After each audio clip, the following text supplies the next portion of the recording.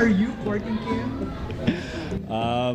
I don't think it's fair that I speak about that without Kim's permission.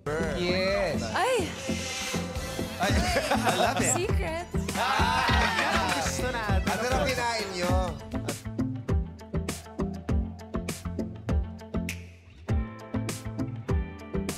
Muling bumisita sa It's Showtime ngayong araw April 18, 2024 si Miss Universe Philippines 2023 Michelle D. Sa pagbisita ng beauty queen sa nasabing noontime show ay natanong ito tungkol sa naging date nila ni Oliver Moller.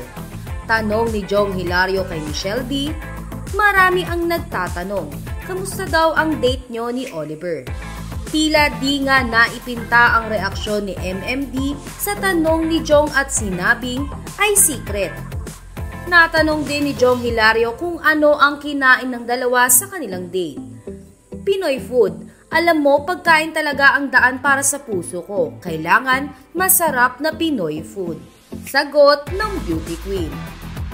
Samantala, naintindihan naman ng netizens ang naging reaksyon ni Michelle D sa tanong ng Showtime family sa kanya.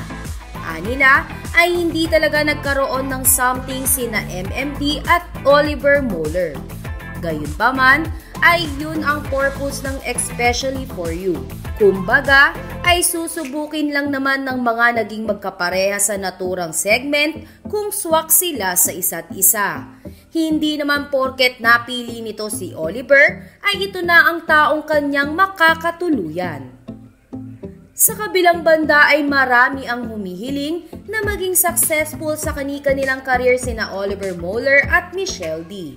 Hiling nila na sana ay mapagtagumpayan ng dalawa ang kani-kanilang mga ginagawa sa buhay.